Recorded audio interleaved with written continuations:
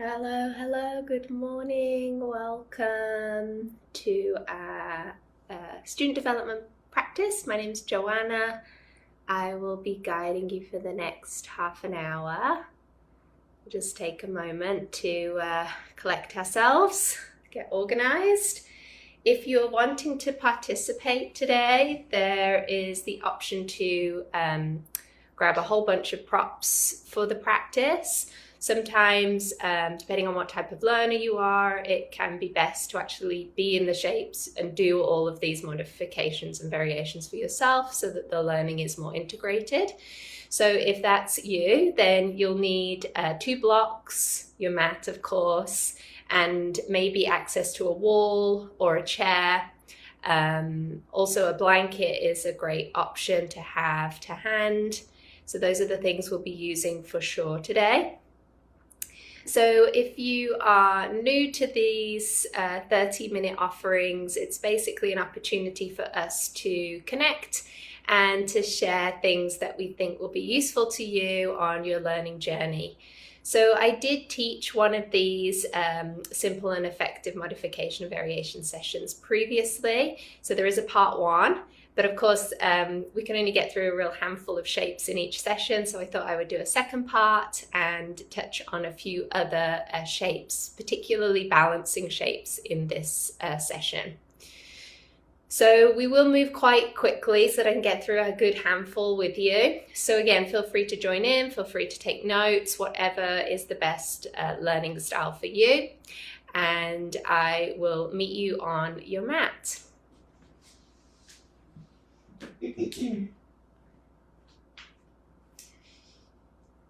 Okay, so the first offering is going to be Trikonasana or triangle pose. So I'm going to start by just setting up the shape and then offering all of the options that I offer in class to either add on or take away. So I always call these offerings layers. Layers to add on, layers to peel back, depending on where you're at that day, how you're feeling, what your body's needing, and how the body's feeling from right side to left side might also be different. So giving lots and lots of options we know is so valuable to our students. It really empowers them on their mat. It allows them to make choices that are specific to their unique bodies. So here we go. So if we're coming into Trikonasana, we're setting up our feet as if we're coming into Warrior 2. So your front foot is facing the short edge of your mat. So today we're using the right foot facing the front of the mat. And the left foot is turned out towards a 90-degree angle and is pointing towards the long edge of the mat. So your front heel and your back arch are tracking one long line, and you really are taking up a good amount of space on your mat. So from here, you want to keep a little softness through your knees and spread the toes nice and wide. Take your arms out into a T. Take your pelvis back in space as you bring your right arm and your chest forwards. And then as you exhale, lowering that right hand down towards the earth and the left arm up towards the sky. So this is your basic Trikonasana shape. From here, there are many options. If students have tighter hamstrings, encourage them to add a lot more bend into their lovely knees. They could also choose to either have this right hand resting on the inner right leg, or maybe they want to have their right hand on their shin or on their thigh. Another option would be to stack 1 or 2 blocks either on the inside of the right foot or on the outside of the right foot. And then this top hand, the left hand, can reach overhead. However, if that's too much in the shoulders, maybe the left hand stays on the left hip or just rests against the side of the body. Or you could take that left arm all the way up and overhead, so you're starting to deepen that side body offering. You can also offer choices for the head. Some people might feel more grounded and steady if they're looking down at the mat. Some might prefer to keep the spine and the neck and head in the same line as the spine, so just looking directly forwards. Some might choose to look up towards the sky. This can be more invigorating, more stimulating.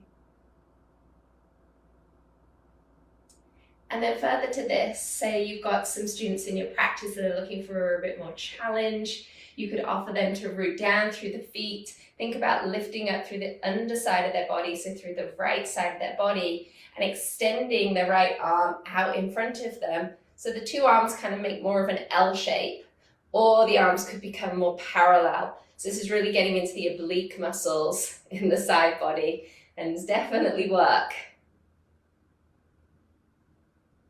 Okay, and then coming out, releasing that, coming all the way back up. So you see how you can offer multiple options, either to make it more challenging or to soften the shape for students. So make sure all of those things are available. The final option in Trikonasana is to have your lovely chair to hand. So if your students are using a chair, they could place the chair with the back facing them. That way they can put their right hand on the chair and their left hand towards the sky. However, if they're wanting to get a little deeper into the shape, then they could turn the chair to its side, so then the bottom hand rests on the seat of the chair and the top arm reaches for the sky. Okay, that was Trikonasana. We got through that one pretty quickly. So we'll just keep going. So the next shape I want to offer you is a wide-legged standing forward fold. So it transitions very nicely from where we are. So you're going to simply bring both of your feet to turn to face the long edge of your mat. Again, you want to make sure that your legs are in a nice wide position. Your toes are slightly turned in, and all 10 toes are spread wide into the floor. There is a gentle softness through the knees, and you can begin with your hands to your hips. We'll roll the shoulders up, back, and down. And inhale, lift the chin and the chest towards the sky. Exhale, hinge forwards at the hips, keeping the spine nice and long. Start to fold forwards and begin to bring your fingertips down towards the earth. So here is our basic shape. Of course, there's many students that will not be putting their hands directly on the floor. This is where, again, your lovely blocks come into play. So you could offer blocks under the hands at any height. So they could be at their highest, middle, or lowest height. And making sure these blocks are shoulder distance apart. And just in front of the eye gaze is nice. It's also good to mention here that there may be students in your practice that suffer from dizziness or vertigo or nausea or high blood pressure. And so placing the head lower than the heart might not be a great option for them.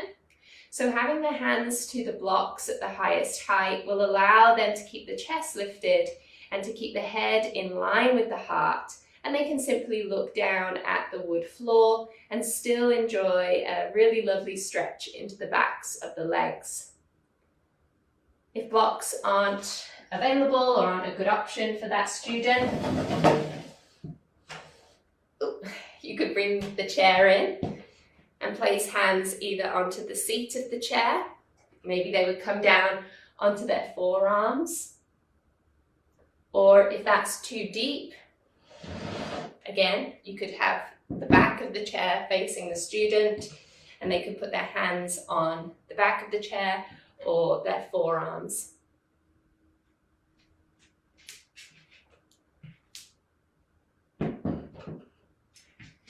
Okay. So whether the hands are on a chair, blocks, or the earth, you might encourage your students to think about putting more weight into the 10 toes and a little less weight into the heels.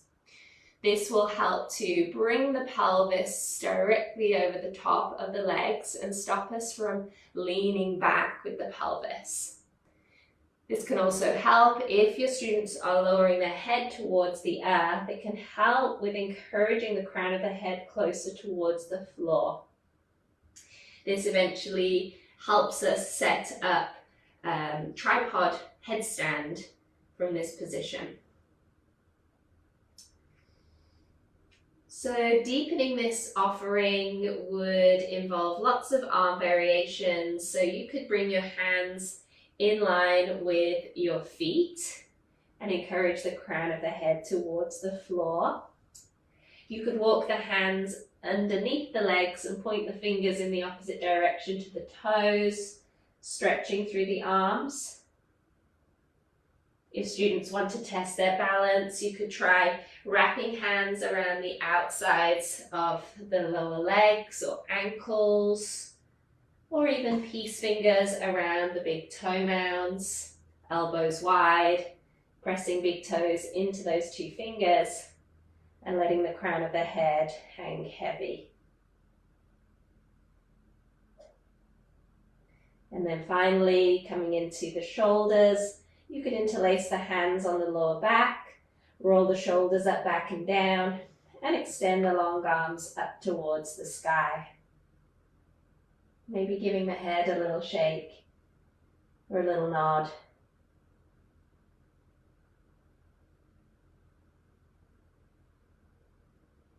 And then there's also options if the hands are staying on the floor to open up through the chest by simply extending one arm into the sky, turning the chest in that same direction, and vice versa on the left side, left arm up, chest open to the left. Or a nice option I'm playing with at the moment is to reach the hands forwards as if the arms are in downward facing dog, head hanging heavy. This can be a nice release around the shoulders. And then option to take the right hand and wrap it around the outside of the left leg and gently look under your left arm, turning the chest under your left arm, getting into an upper back twist. And then swapping sides, so left hand around the outside of the right leg, chest turning and looking under your right arm.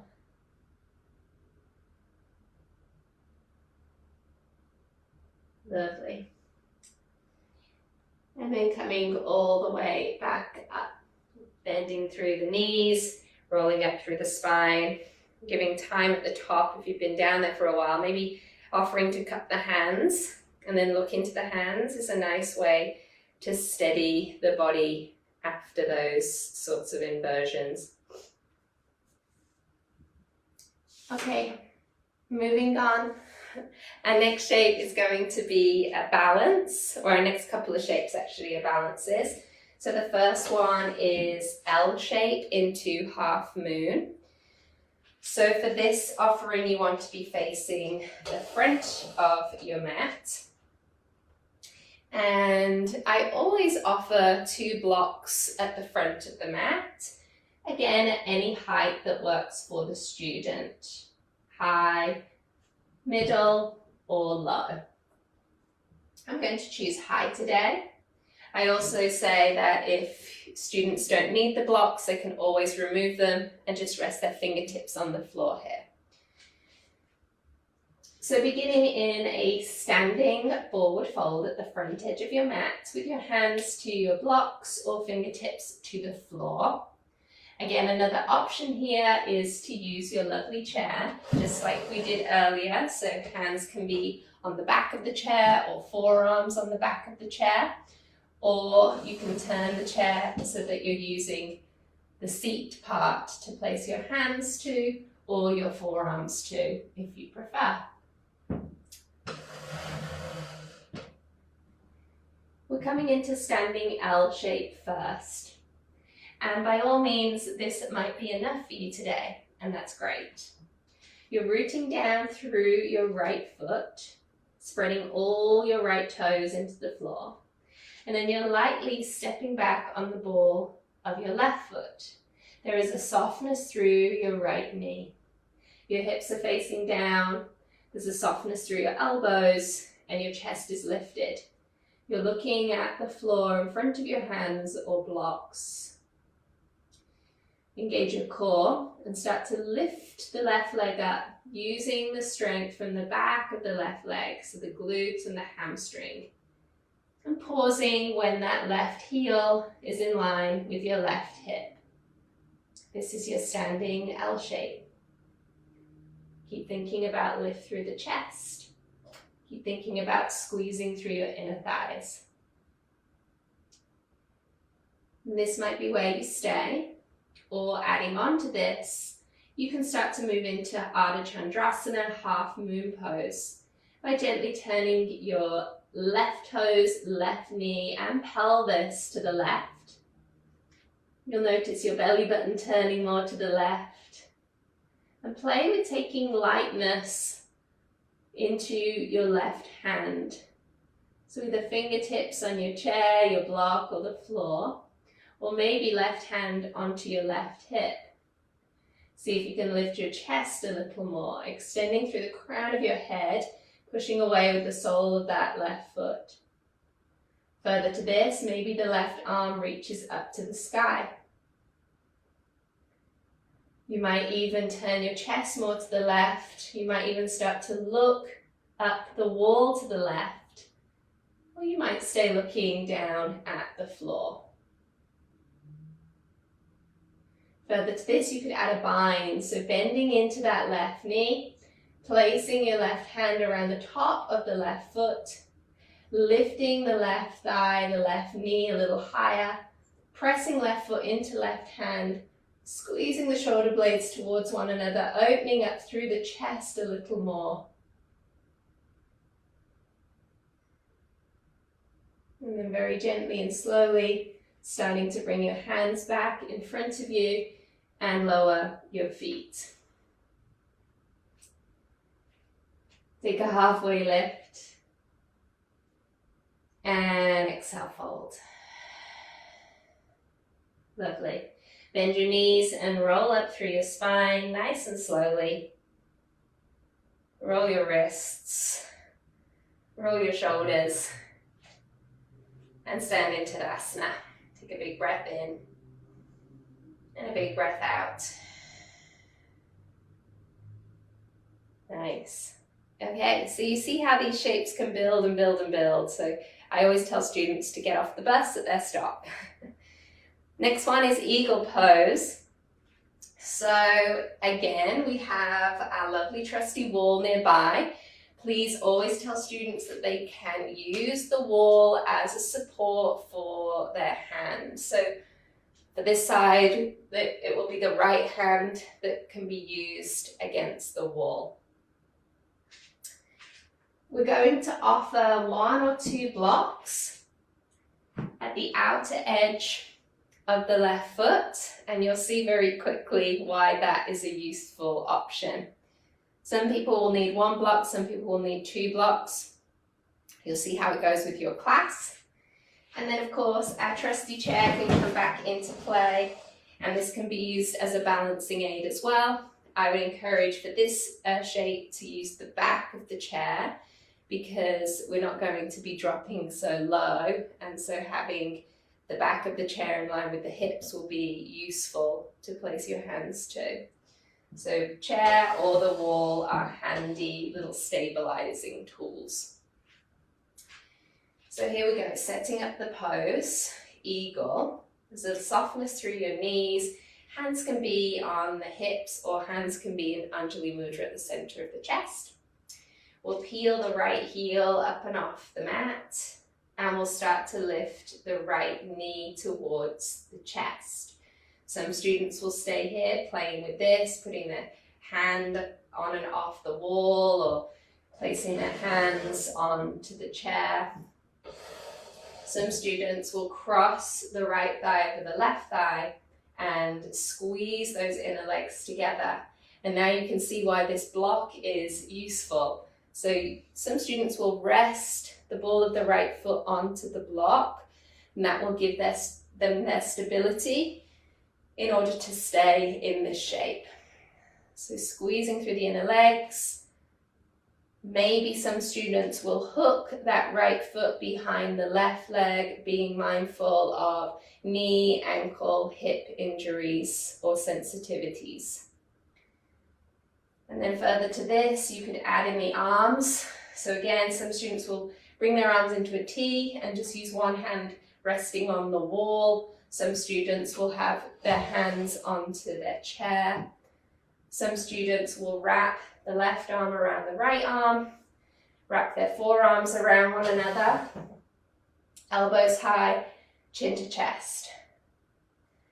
So whether your hands are around the shoulder blades or hands are around the forearms, the elbows are high, the chin is to chest, and there's breath around the shoulder blades. The last option here is to add a little movement, a little cat-cow motion. So as you inhale, you'd offer your students to lift their chin, chest, and elbows up. As they exhale, they'll round the back, elbows towards the belly button. And just 2 more cycles like that. Inhale to lift, testing the balance and stability. Exhale to round, engaging the core. And just 1 more cycle. Inhale to lift. And exhale to round. And then coming all the way back up, uncrossing those arms and legs, standing in Tadasana, shaking out arms, legs, hips, shoulders, and taking a full breath in and a full breath out. Now I do want to just note that obviously if this was a class, you would be doing these shapes on both sides of the body, but for this offering, of course, we only have time to do one side. So 2 more shapes to try and get through. So the next one is Malasana or Yogi squat, and I will do that, or this offering facing you, but often we're doing Malasana facing the front of the mat. So have a block to hand, and have your chair to hand.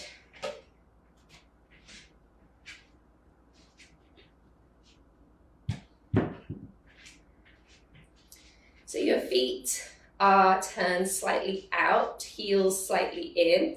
Your feet are a little bit wider than your hips. You're going to start to bend into the knees.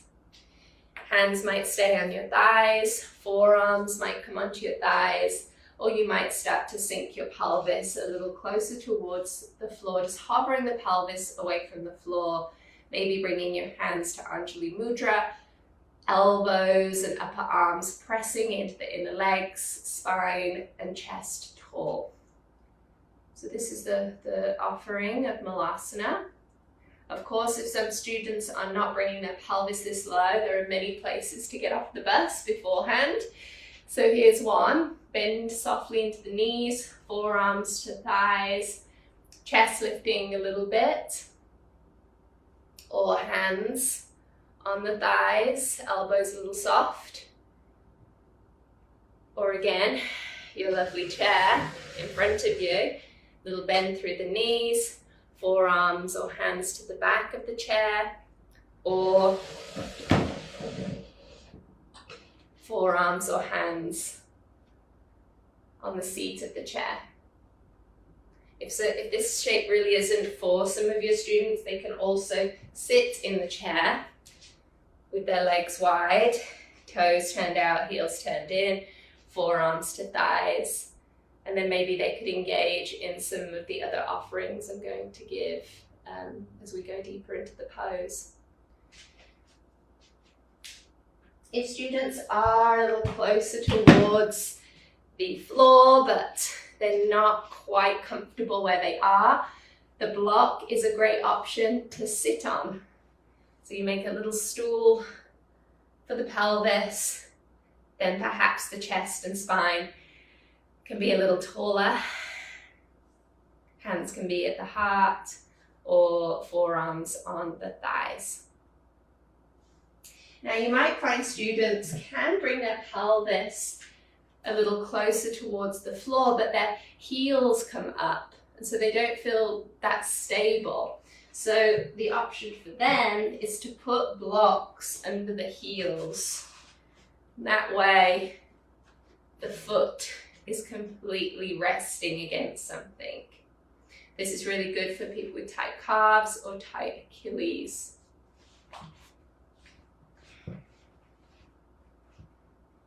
And once you are in Malasana option, whichever one you've chosen, the final piece is to place your left hand as far out to the left as you can, with the left arm inside the left leg, and then turn the chest to the right, or maybe extend your right arm up to the sky, so getting this lovely opening across the chest and a gentle twist into the upper back.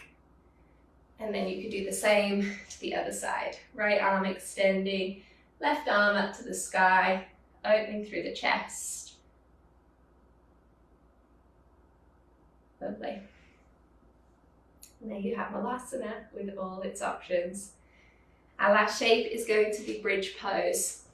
So for bridge pose, we're coming all the way down onto our backs.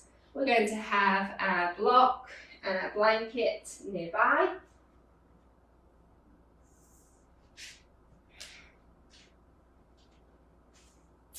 Once you're on your back, check that your feet are parallel, hip distance apart, heels are towards your glutes, hands are flat on the floor, toes are spread, shoulders, back, and pelvis feel rested towards the floor. From here, some students will simply play with a gentle pelvic tilt. So pressing down into the feet, lifting the pelvis just an inch off the mat, and then exhale, lowering it back to the floor. They can do this multiple times. This builds a wonderful relationship between the pelvis and the rest of the body. It's also a great way to build strength in the hips and thighs. Further to this, some students will move into more of a spinal massage. So peeling more of the pelvis and the back off the floor, one vertebra at a time, coming up as high as they can, and then exhaling to roll all the way down. They can also add in the arms to this, so pressing into the feet, lifting the pelvis, floating the arms all the way up and back. This is on the inhale breath, and then on the exhale breath, rolling through the spine and lowering the hands. So that might be where some students stay. Other students who are coming into bridge pose to hold might find that they need the support of a prop underneath their pelvis. So they could put a block or a rolled up blanket underneath the pelvis. So they press into the feet, lift the pelvis, place the prop underneath them. So they want the triangular bone, the sacrum, resting on the prop. And then they'd stay here, hands to the earth, or shuffle the feet wide, knees in center, hands to lower belly. Creates a really nice lower back release. If students are coming into the full expression of bridge pose, they would press down into the feet, peel the spine all the way up as high as they can, and maybe nuzzle the shoulder blades underneath their body a little more. Perhaps interlace the hands underneath the body and press the arms and hands down into the floor.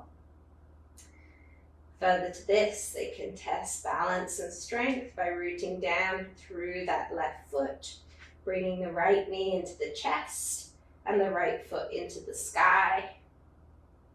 And they can do this on both sides, holding for as many breaths as feels appropriate for your students. And then releasing that. And just want to give you one more option for people in bridge pose. This is a really handy one for most students. So you might find students when they come into bridge pose, their knees start to go wide. Or you'll find they're really clenching in their glute muscles, which is creating a lot of compression in their lower back. So adding the block at its skinniest width between the inner thighs, squeezing the block nice and tight, pressing down into the hands, peeling up through the spine, and telling your students to engage and squeeze through the inner legs and press through their feet will help to create space in the lower back and stop them from clenching so much in the glutes. This is really useful for when they start to work their way into the full wheel pose. And this is a lot of work. Okay, and those are all our options for bridge pose. I hope this has been informative and useful. I know we've sped through all of that. If you have any questions or want me to repeat anything in the comments section, I would be more than happy to do so. And if you have other asana that you want some support with, finding creative variations and modifications for, please also let me know in the comments. I'd be more than happy to do a part 3 to this. I think it's really valuable and important to make sure that we're offering enough options to keep our students feeling empowered, included, and safe in their practice. So thank you all for joining me. Take care. Have a great week. Bye.